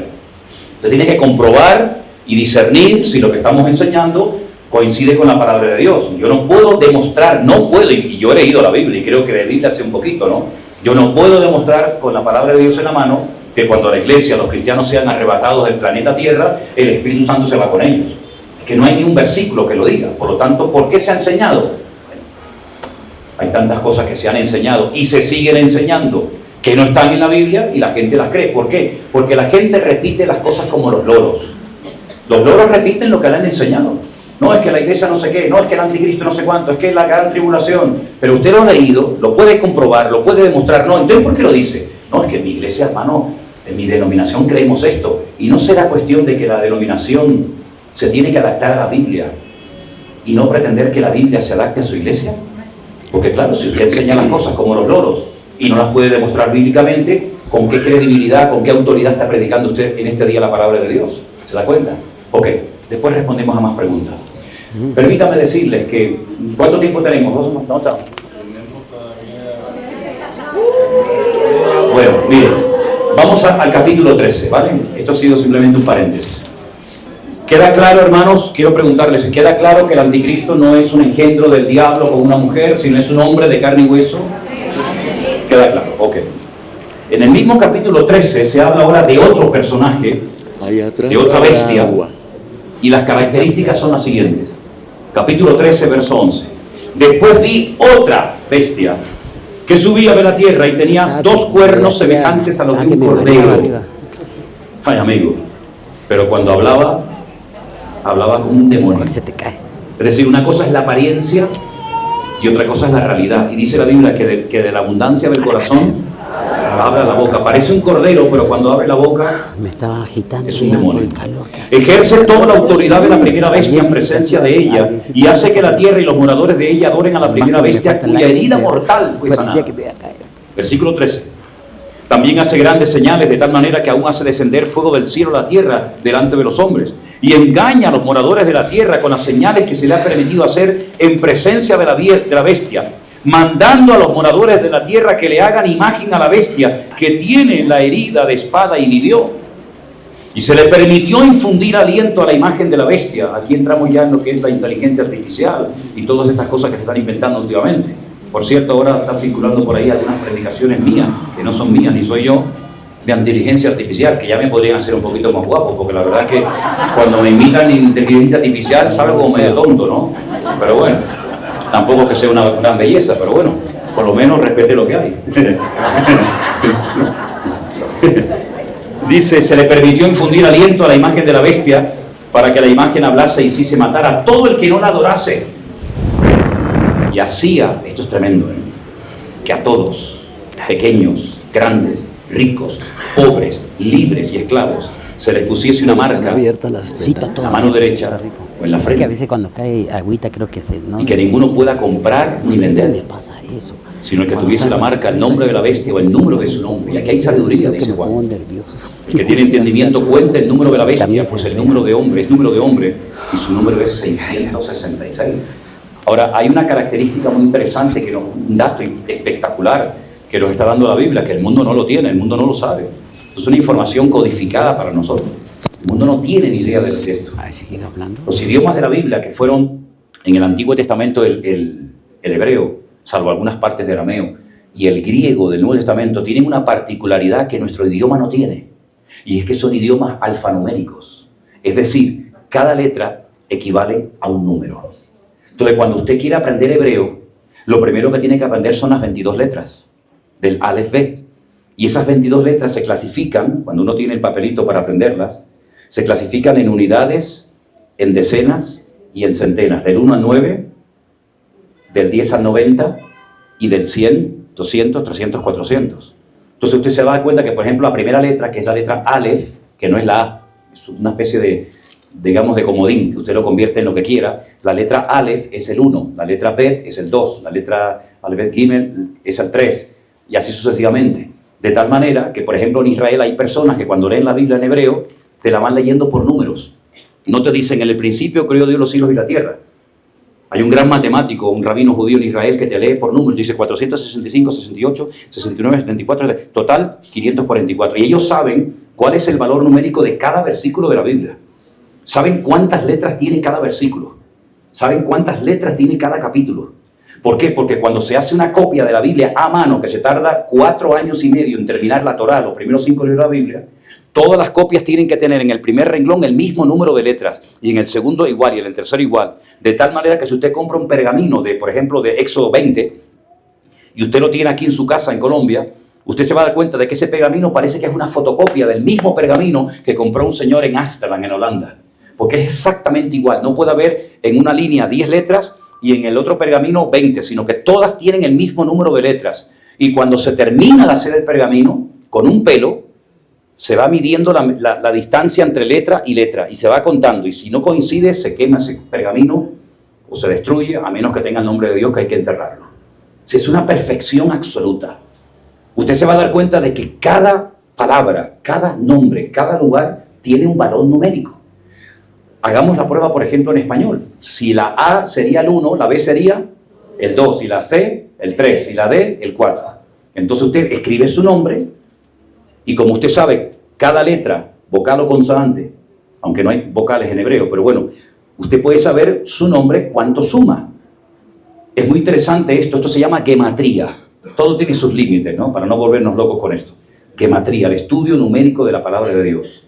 Entonces, ¿qué es lo que ocurre? Usted se va a dar cuenta que, por ejemplo, Abraham tenía un valor numérico inferior a cuando Dios le cambia el nombre y lo llama Abraham. Tiene más valor numérico porque Dios le ha puesto una letra de su nombre y automáticamente ya está Dios en su vida y ya pasa de ser un hombre arrogante o enaltecido, pasa a ser padre de multitudes, le da más valor a la vida. Y eso es lo que Dios ha hecho con nosotros. Dios le ha dado más valor a nuestra vida. No es que nosotros seamos gente muy importante, sino que el valor de nuestra vida es que tenemos a Cristo en nosotros. Si nos quitan a Cristo de nosotros, usted no vale nada, usted es un pedazo de barro. Usted es un pedazo de, no, es que yo fui Miss, no sé, usted no fue de mí nada. No es de mí nada. El valor que tiene mi vida es que tengo a Cristo en mi corazón. Y cuando tengo a Cristo en mi vida y mi vida está en orden y refleja el orden de mi Dios, ese es el valor de mi vida. Pero en cuanto a ti te quiten al Señor de tu vida, tú no vales un pimiento, hermano. Prueba de ello que cuando usted, por ejemplo, va a estudiar este tema de los números y todo esto, para poder llegar ahora a esto del 666, usted se va a dar cuenta que cuando Dios llamó al hombre, le llamó Ish y a la mujer le llamó Isha. Y cuando usted junta esos dos nombres, Ish y Isha, hombre o mujer, la primera letra del nombre hombre y la última de la palabra mujer, si usted la junta, es el nombre Yah, que es el nombre de Dios. Es decir, Dios está en la relación entre un hombre y una mujer. Pero si usted quita la primera y la última letra de hombre y de mujer, ya no significa hombre y mujer. Ya le cambió el significado. Ahora significa fuego y destrucción. Y la combinación no sale hombre con hombre, mujer con mujer, o mujer con perro, perro con gallina. No sale, sale solamente lo que Dios estableció. Entonces, el valor de nuestra vida nos lo da el Señor. Ahora, Juan no nos dice cómo se va a llamar este personaje político siniestro, terrible, que va a surgir del antiguo territorio romano. Por eso creo que había una pregunta en la cajita que decía, bueno, ¿y Latinoamérica sale en la Biblia? No, hermano, Latinoamérica no sale en la Biblia. La geografía bíblica es muy cortita. Eso no significa que ustedes se van a escapar. Significa que no van a intervenir directamente en la historia profética de Dios, en el programa profético de Dios. Aquí no se va a escapar nadie, ¿verdad? Pero no aparece, porque la geografía bíblica es muy pequeñita. Es Europa, es África y es Oriente, ¿no? Asia. Ahora, el anticristo tiene un nombre. Y cuando usted suma el valor numérico de su nombre, suma la cifra 666. Yo me acuerdo que cuando Gorbachev, ¿se acuerdan Gorbachev? El presidente de Rusia tenía aquella marca, aquel lunar aquí en la frente. Muchos cristianos dijeron, ay, mira el anticristo. Digo, ¿pero qué anticristo, muchacho? ¿Tú no ves lo que tiene en la frente? Digo, ¿el hombre tiene un lunar? ¿Qué tiene que ver el lunar? Ahora se va a quitar el lunar usted, hermana, que tanto le gustaba a su marido cuando era novia, ahora le da asco porque dice que es una verruga. ¿Entiende? Eso no tiene nada que ver. Ahí me pasé. Borra eso, muchachos. Borra eso. Entonces el anticristo tiene un nombre, pero la Biblia no dice se llamará fulanito de tal, pero yo te voy a decir el valor numérico de su nombre para que cuando tú sospeches, oye, no será este. Este tiene pinta rara, Y a mí me da la impresión, bueno, ponga el nombre, sáquele el valor numérico y dice, no, este suma 525, este no es. Entonces fíjense qué dato tan interesante nos ha dado la Biblia. Pero ¿qué es lo que va a hacer? Lo primero que va a hacer este hombre en el mundo, controlar la población mundial. ¿Y cómo se controla a la gente? Bueno, marcándolo como animales. Te meten ahí un chip ahí en la frente, en el brazo, y entonces no vas a poder comprar ni vender absolutamente nada si tú no tienes esa marca. Ahora, no se asusten, porque eso va a pasar en la segunda parte de la gran tribulación.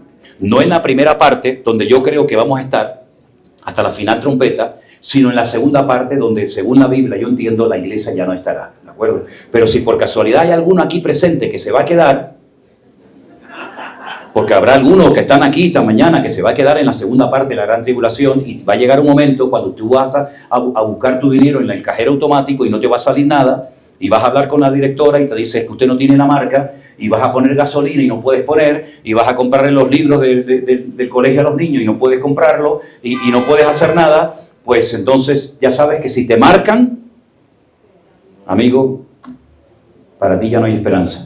Porque la marca significa que tú te identificas con un sistema diabólico, que es el de la bestia, el del anticristo, y entonces la gente, con tal de comprar y de vender y de hacer uso de su dinero, serán capaces hasta de prostituirse. Hace poco hubo en España un apagón, que menos mal que duró poquito, porque si llega a durar más tiempo nos terminamos comiendo unos a otros, ¿verdad? Pues en ese apagón fue un caos porque la gente no podía sacar su dinero de los cajeros automáticos, no había luz. Entonces ibas a pagar con tu tarjeta un producto, un taxi, lo que fuera, y no podía la gente pagar. Se colapsó el país durante no sé cuántas horas. Acá, en Canarias no nos afectó, pero ahí vimos un botón de muestra, porque yo vine hace años diciendo que iba a venir un apagón grande a España, y por eso nos estamos preparando con grandes cantidades de agua y de comida y dinero en efectivo en nuestros hogares, y con luz y linterna y pilas, etcétera, porque sabemos lo que se viene, ¿verdad?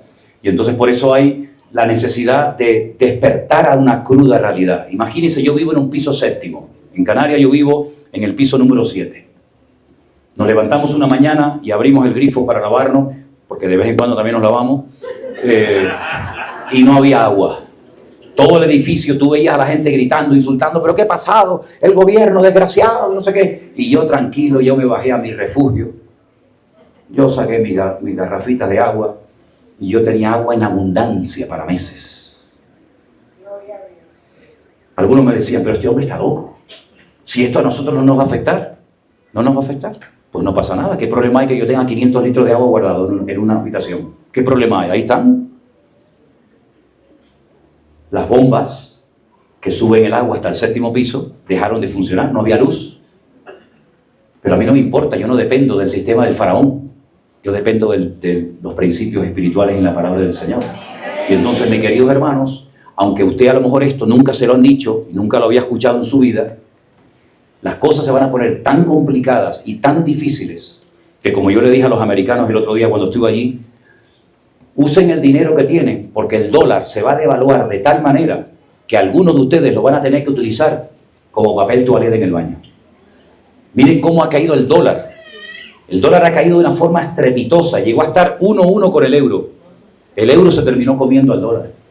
Y muchas veces la gente pensaba que teniendo dólares iban a tener su futuro garantizado. Y yo le voy a decir una cosa. La pregunta que me hacía siempre mi padre cuando yo le dije que quería servir al Señor, y me dijo, ¿y de qué vas a vivir? Y cuando seas viejo, tú no has cotizado en la vida, tú no tienes un plan de jubilación, tú no has ahorrado dinero, ¿dónde vas a vivir? ¿Dónde vas a comer? ¿Qué va a ser de tu vida, hijo? Esa era la gran preocupación que mi viejo tenía. Y yo le dije, papá, yo leí en la Biblia este versículo: joven fui y he envejecido, y nunca he visto justo desamparado ni su descendencia que mendigue pan. Yo estoy seguro que yo tengo miles y miles de casas y de platos de comida en Colombia, en Perú, en México, en Argentina, en Bruselas, en China, en Japón, en todas lados del mundo. ¿Qué le parece? Ese es mi Dios. Ese es el Señor. El vivir por fe, el depender de Dios, el pan nuestro de cada día, dánoslo hoy. mi confianza no está en lo que tengo, mi confianza está en lo que soy. Porque yo sigo siendo el mismo después de la pandemia que antes de la pandemia. No he cambiado, soy exactamente igual, ¿verdad? Así que mis queridos hermanos, este personaje siniestro se llama el falso profeta. Y el falso profeta ya es diferente, porque el falso profeta, también la Biblia nos da muchos detalles sobre él, dice que los ministros, los que trabajan para el falso profeta, se visten de púrpura. Se visten de púrpura. Y se adornan con piedras preciosas, con oro, y usan cáliz de oro. Wow, ¿a qué le suena a usted eso, hermano? Los musulmanes no se visten de púrpura ni se adornan con cadenas de oro. Los budistas no se visten de esa manera. Los hindúes no se visten de esa manera. No, pero hay un detalle más significativo todavía para romper cualquier duda. Y es que dice que gobernará desde la ciudad que gobierna todos los reinos de la tierra. ¿Y cuál era la ciudad? Roma. Que al revés es amor. ¿Y quién vive en Roma? En un pequeño estado que se llama el Vaticano. El falso profeta. Y dice además que ese falso profeta y toda su jerarquía y toda su estructura religiosa a lo largo de la historia se ha embriagado de la sangre de los santos y de los mártires. No me diga eso, hermano.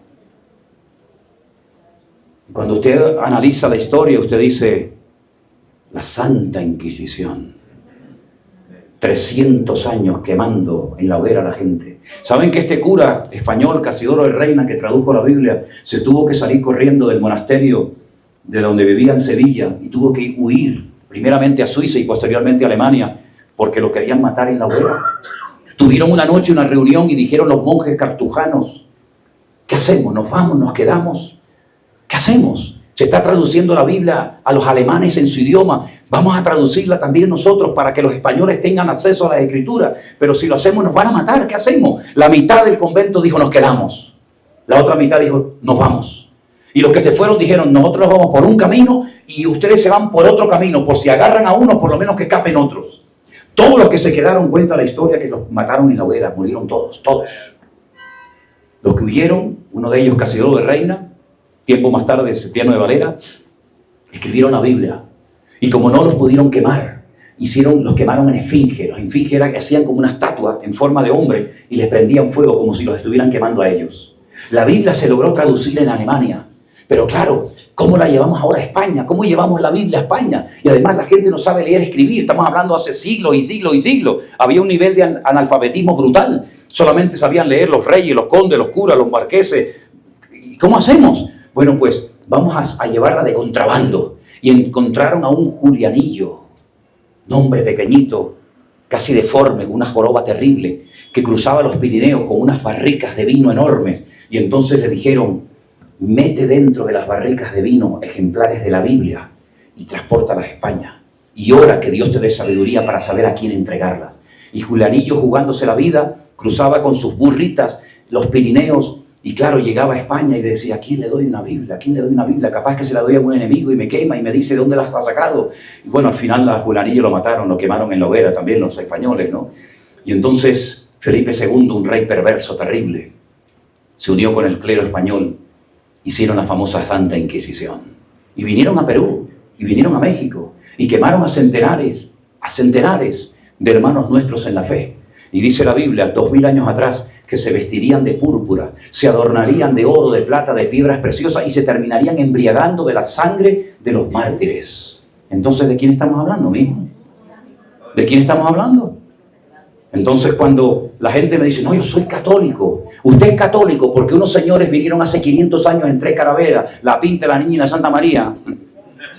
Y vinieron aquí y le dijeron, bese la cruz y si no le corto la cabeza. Y usted fue católico porque los que vinieron eran católicos. Pero si hubieran venido los árabes, usted sería musulmán. Y si hubieran venido otros, usted sería de esa religión. Usted no escogió la religión le escogió a usted a la fuerza.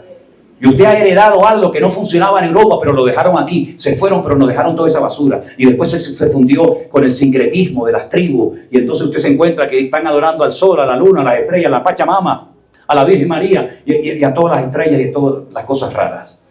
Por lo tanto, mi querido hermano, el Señor Jesucristo, cuando vino a la isla de Patmos, desenmascaró todo este sistema religioso faraónico, diabólico, y nos está diciendo esto es lo que va a suceder en los últimos tiempos. El hombre que tiene más poder de convocatoria en este momento en el mundo, sin lugar a dudas, es el Papa. El Papa es así y te junta 1 millón de personas como nada. Y allí van reyes, presidentes de gobierno, allí van todo tipo de personalidades, porque es un Estado, tienen su propio banco, tienen su propia moneda. Ellos son sacerdotes, pero están considerados como políticos, ¿verdad? Y el jefe del Estado, que lo llaman Papa, pero el jefe del Estado realmente es el Papa. Por lo tanto, mis queridos hermanos, usted ya sabe todo lo que va a ocurrir en los últimos tiempos. Y la pregunta es, ¿y qué hago? ¿Qué hacemos, hermano? Prepararnos. Primero orando y velando. No pierda el tiempo en tonterías ni en vanidades. Métase con Dios en serio. Si tiene la posibilidad de congregarse, congréguese. Si no tiene una Biblia, cómprala y empiece a leerla. Y comience a difundir esta información, comience a hablarle a sus compañeros de trabajo, a los compañeros en la universidad, comience a evangelizar. Es que se van a reír de mí. ¿Y es que acaso no se rieron de Noé? ¿Y es que acaso no se rieron hasta del mismo Señor Jesucristo? Pero nuestra obligación es predicar a tiempo y fuera de tiempo. Porque vendrá el momento cuando tendrán picazón, ganas de oír. Y se amontonarán maestros conforme a sus propias concupiscencias. Y apartarán de la verdad el oído de muchos. Y por haberse multiplicado la maldad, el amor de muchos se enfriará. Pero Dios nos está dando en estos días, hermanos, aquí en Bogotá, la oportunidad de recordar, de enseñar estas cosas y de decir, Dios mío, es verdad, tú vienes pronto. Hay 150 versículos en el Nuevo Testamento que hablan acerca de que Cristo viene pronto. Y la pregunta, ¿y por qué no viene ya? Como algunos dicen, ay Señor, llévame ya, que yo ya estoy cansado de estar aquí. Mira, el Señor no retarda su promesa. Según algunos la tienen por tardanza, sino que es paciente para con todos, no deseando que ninguno perezca, sino que todos procedan al arrepentimiento. ¿Sabes por qué no ha venido? Porque a lo mejor en esta mañana hay alguien aquí entre nosotros que aún no se ha arrepentido de sus pecados. Y si hubiera venido, tú estarías condenado por la eternidad. Pero el Señor te está dando hoy la oportunidad a ti, y a tu papá, y a tu abuelo, y a tu primo, y a tu sobrino, y a tu novia. Te está dando oportunidad, aprovéchala, porque hoy es el día aceptable. Hoy es el día de salvación. Y por eso tenemos estas iglesias abiertas. Y por eso predicamos por internet. Y por eso viajamos por aquí, por allá, de noche, de día. ¿Por qué? Porque sabemos que Cristo viene pronto. Y queremos llevar a millones y a millones y a millones de almas a los pies de Cristo antes de que sea demasiado tarde. Cierra tus ojos en esta mañana, mi querido hermano. Yo quiero hacer un llamado. Escúchalo bien, por favor. Si usted no ha recibido a Cristo como su Señor y Salvador personal, hoy es tu oportunidad, mi hermano y querido. Ahora, aquí en este lugar, parece mentira, a estas alturas, en este edificio, hoy el Señor está hablando a nosotros. Colombia necesita una sacudida espiritual tremenda. El mundo necesita conocer el poder de Dios. Como decían aquellos jóvenes de Liverpool, lo que el mundo necesita es amor. Y es verdad. Pero el amor no de cama en cama, como le dijo el Señor a aquella, porque 5 maridos has tenido. Y el que ahora tienes no es el tuyo. No es el amor pasajero y efímero que compras con dinero, porque con dinero puedes comprar mujeres, pero no puedes comprar una esposa. Con dinero puedes comprar casas, pero nunca podrás comprar un hogar de amor. Con dinero puedes comprar medicinas, pero no salud. Con dinero puedes comprar muchas cosas, pero no la salvación de tu alma. Pero alguien la compró por ti. Se llama Jesucristo. Él compró tu alma, Él compró tu vida a precio de sangre. Por eso yo siempre digo que la salvación no es gratis. No. ¿Quién dijo eso? La salvación la compró alguien por nosotros, y ese alguien se llamó Jesucristo, Jesús de Nazaret. Aquel niño que nació en Belén de Judea, que ya lo quisieron matar desde que era pequeño, pero que el padre lo supo guardar milagrosamente 2 años cuando fue con sus padres huyendo a Egipto. Y luego volvió. Y algunos lo adoraban y otros lo rechazaron. Pero Él murió en la cruz diciendo, perdónalos, porque no saben lo que están haciendo. Y yo veo este país y veo el mundo y digo, Señor, no saben lo que están haciendo. No saben lo que están haciendo. Han tenido el privilegio de llegar a la presidencia, de llegar a lugares de autoridad, y en vez de hacerlo bien y ser humildes y depender de Dios, se les subió el éxito a la cabeza y se están autodestruyendo, y todo lo que toca lo destruyen. Pero el Señor dice, yo he venido para darte vida, y vida en abundancia. Si en esta mañana hay alguien entre nosotros que le quiere entregar su vida, no al Centro Evangélico Vida Nueva, no al pastor José Manuel Sierra, no, A Él al que le tienes que entregar tu vida. Es a Él al que tienes que rendirte y rendirle tu vida.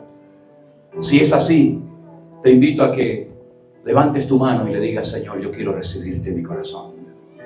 Dios te bendiga. Dios te bendiga. Dios le bendiga.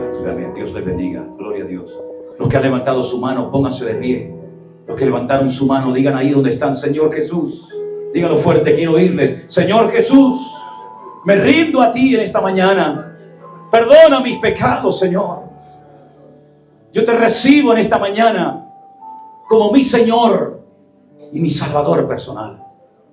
Perdona mis pecados, Señor. Gracias por haber muerto por mí en la cruz, dígalo. Gracias porque tú moriste ocupando mi lugar. Pero también creo que tú resucitaste al tercer día. Y algún día estaré contigo por la eternidad. Yo públicamente recibo al Señor Jesucristo como el Señor y Salvador de mi vida. Inscribe mi nombre ahora en el libro de la vida. Te lo pido con toda mi alma, Señor, en el nombre de Jesús. Aleluya. Y yo pido a todos los hermanos, toda la iglesia aquí presente, que comencemos a orar ahora los unos por los otros. Ponga la mano sobre su hermano, dele la mano, hágalo como quiera, pero oremos juntos en esta mañana a nuestro buen Dios, hermanos. Vamos a bendecirnos los unos a los otros, a estar unidos, porque mayor es el que está en nosotros que el que viene contra nosotros. Y tenemos la victoria en el nombre de Jesús, y nada ni nadie nos podrá separar jamás del amor de Dios, que es en Cristo Jesús, Señor nuestro. Ni ángeles, ni principados, ni potestades, ni lo presente, ni lo porvenir, ninguna cosa creada. Antes bien, en Él somos más que vencedores. Pero tenemos que apoyarnos, amarnos, respetarnos, aprender a trabajar y a convivir juntos, mis queridos hermanos. Ore por su hermano, bendígalo en el nombre de Jesús, por su esposa, sus hijos, por su congregación, bendígala, dele gracias al Señor. Aleluya. Gloria a tu nombre. Gloria a tu nombre, Jesús. Aleluya. Aleluya. Gloria a ti, Jesús. Gracias, Señor amado. Te alabamos, te alabamos, te alabamos, Señor.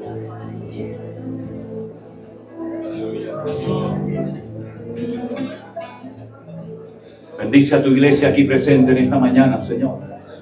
Seamos un pueblo de gente victoriosa, bendecida, guardada por tu mano poderosa. Aleluya, gracias, Señor amado, gracias. Abraza a su hermano, dígale: hermano, Dios te bendiga, que la paz del Señor sea contigo.